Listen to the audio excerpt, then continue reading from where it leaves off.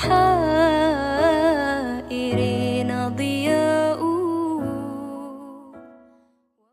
Termasuk ikhwas sekalian tidak boleh bersalaman setelah sholat kalau dijadwalkan, itu dianggap bagian paket dengan sholat berjamaah. Jadi dianggap nggak enak kalau nggak salaman gitu kan. Lain kalau habis sholat memang kebetulan kita mau pamit, mau jalan, kemudian salaman, tidak dihubungkan dengan zikir habis sholat ya.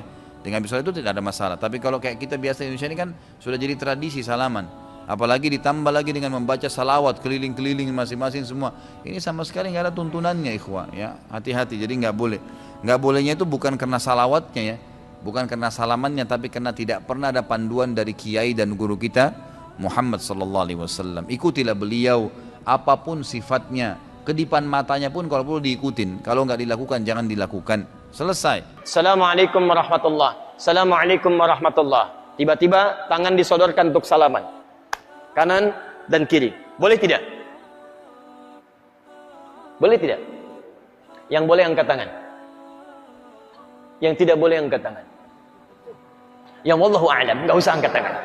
Karena waktu kita mau habis di sini. Lihat sini. Untuk menentukan boleh dan tidak, tadi kaidahnya. Lihat, ini sederhana. Cuman satu bagian dari kalimat. Tapi maknanya dalam. Boleh dan tidak. Jangan asal bicara ini boleh, ini tidak. Anda tidak boleh menghukumi sesuatu di syariat kecuali memahami ketentuannya. Apa landasannya? Mana dalilnya untuk menentukan boleh?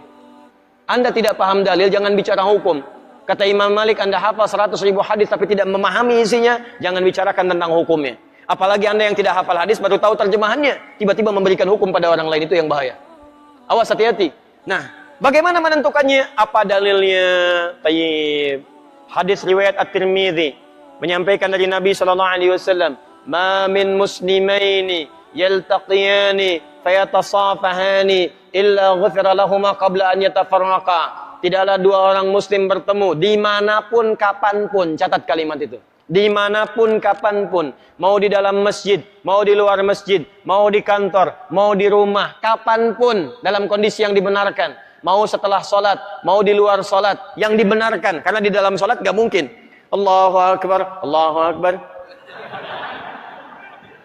mustahil. Dalam kondisi yang dibenarkan, ba'da salat, Assalamualaikum, Assalamualaikum. Di luar masjid, fayatasafahani, tiba-tiba keduanya bersalaman. Salaman. Ghufira lahumā qabla an yatafarraqa.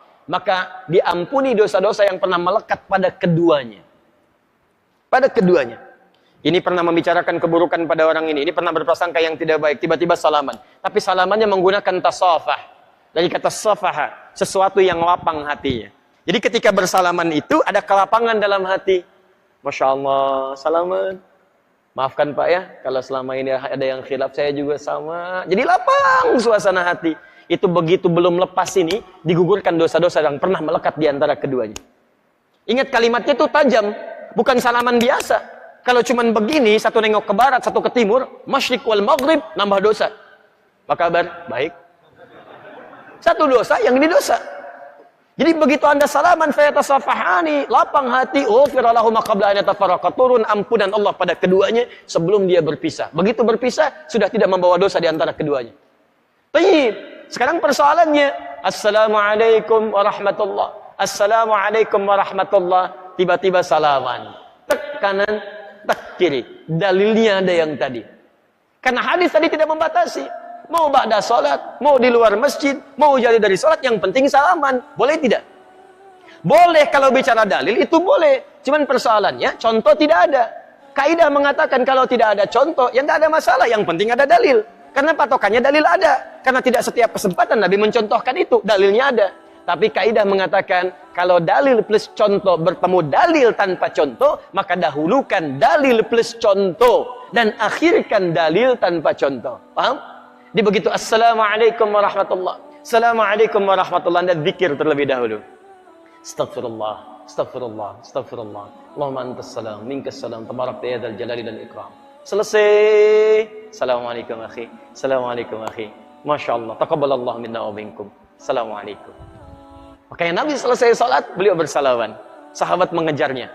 Ada Anas mengejar Nabi, dan sebagian mengejar Nabi, salaman mengejar Nabi SAW. Hadisnya sahih, bahkan di Al-Bukhari. Paham ya? Jadi tidak ada masalah teman-teman sekalian, tapi kita paham fikih prioritas. Kecuali ada orang yang belum paham, Tiba-tiba Anda sedang berpikir, astagfirullah, astagfirullah. Tiba-tiba tangannya begini kepada Anda. Anda sedang berpikir, tangan sahabat Anda diulurkan kepada Anda seperti ini. Assalamualaikum. Mana hukumnya? Menjawab dulu salaman, atau Anda kemudian meneruskan zikir Anda? Assalamualaikum. Astagfirullah. Hati-hati. Setiap penghormatan pada seseorang, maka kaidahnya menjawab penghormatan itu wajib hukumnya, didahulukan dibandingkan meneruskan sunnah yang dilakukan.